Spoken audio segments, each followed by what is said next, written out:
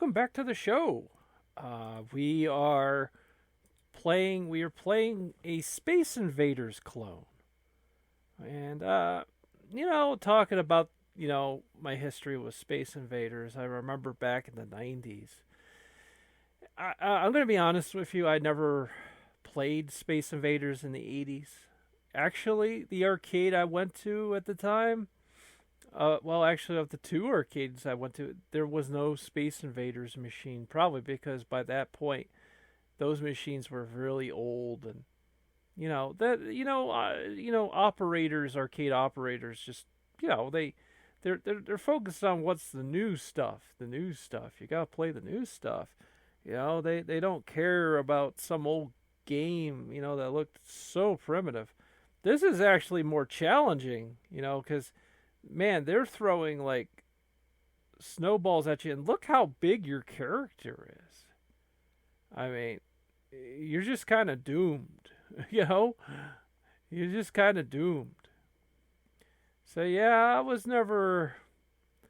I don't really like to play this one much in this arcade or in some of these amusement places, because I don't know, I'm not a Space Invaders person. I remember watching a YouTuber who admitted he got like the Space Invaders arcade one-up machine, after playing it, he came to the conclusion, yeah, he's not a Space Invaders fan, and it's a lot slower game. Like that game I just played, that sort of a tribute to it. It's at least faster. It's a little faster, and but what it is, and you need to understand it is that what you need to understand is that I'm starting to think that one up top, that one bowl, it keeps changing prizes. So if you nail that and you get it at the right time, you can actually get a decent ticket prize. This is, of course, this is Plinko, and Plinko, of course, in Japan is like a sort of a backwards way of getting around Japan's gambling laws. I got a lot of tickets, by the way, from that one. That was pretty good.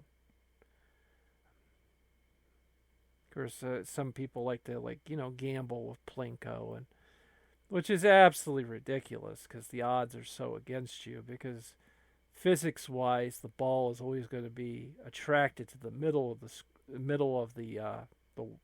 game. It's sometimes you get lucky and it will head towards the far corners, and that's where you make your money. Is it me, or some of the balls like kind of glitching through the hoop and it's not counting? Because if you don't hear the bell, that doesn't count. So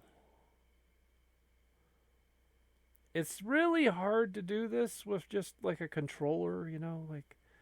This is a real life thing where you can feel the physics of the ball and the physics and whatever.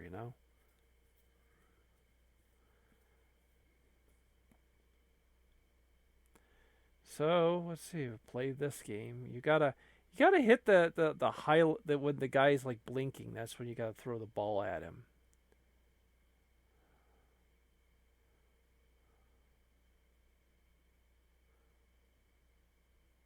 It's hard to nail this just right. There, I got him right there.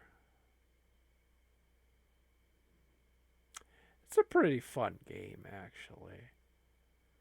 I mean, it's hard to do in this world because it doesn't. It's just a video game.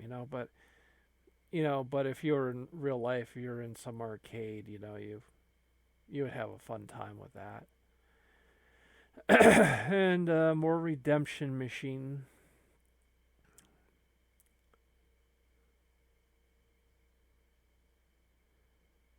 I mean, you think about with this machine, you're guaranteed to get some kind of tickets. It's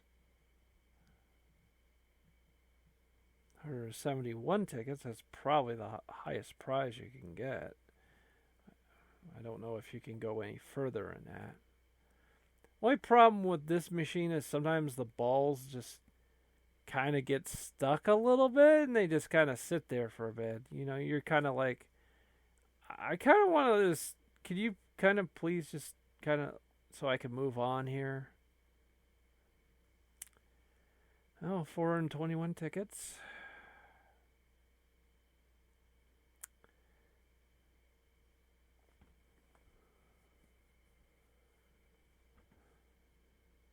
This is kind of like the crappy area where, you know, some of the games are kind of like, eh. Every arcade has that, you know, where, you know, like it's, you know, I'll be honest, this is more of a,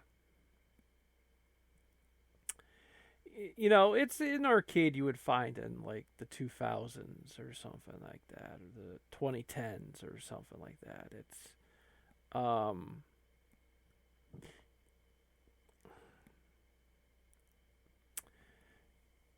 it's, you know, it's all redemption machines, and that's really pretty much what happened because there, you know, game publishers weren't making, you know, arcade video games like they were.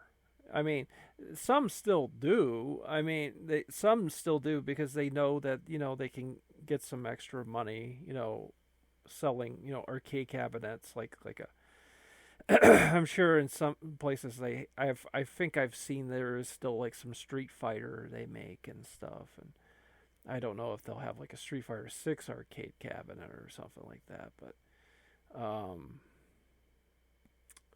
Street Fighter 4 I think they have actually made an arcade cabinet of, and 5 I don't know, maybe. I'm playing some skee ball, and again, it's not very easy to determine how much force you need, like where your screen is perfectly centered, you know, like that was good. That was really good. But yeah, it's, you know, if you throw too far, yeah, it's not good, but it's kind of random actually, you know, like you could throw it one way and you get a good score, and then you could do that and it looks really stupid. Now you got to wait until the ball rolls down and you feel stupid.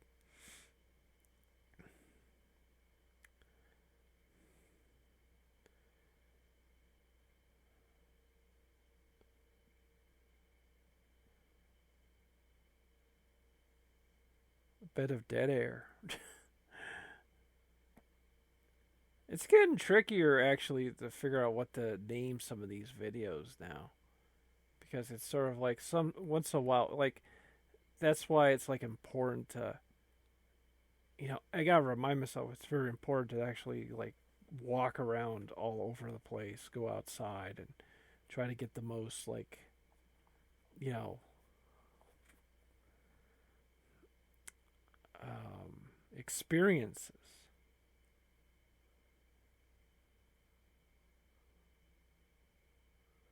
I mean, even that last episode going to like the pawn shop, that was like, it was just something different. You know, I mean, but you know, there's a sense of nostalgia, you know, and guess I forgot to take take my tickets to the machine there and actually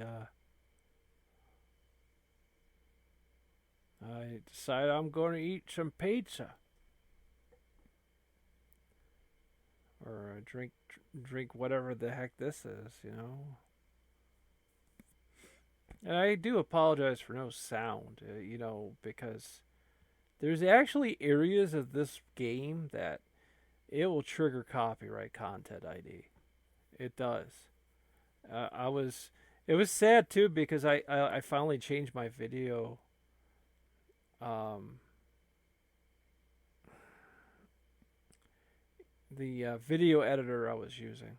I finally got a decent one, And then when I did it's like as soon as the first video I put up that had some sound in it, and it's like bam, hit copyright content. Even though the game audio was actually, I put it kind of low, you know, so it would have been perfectly fine. But oh, see you next time.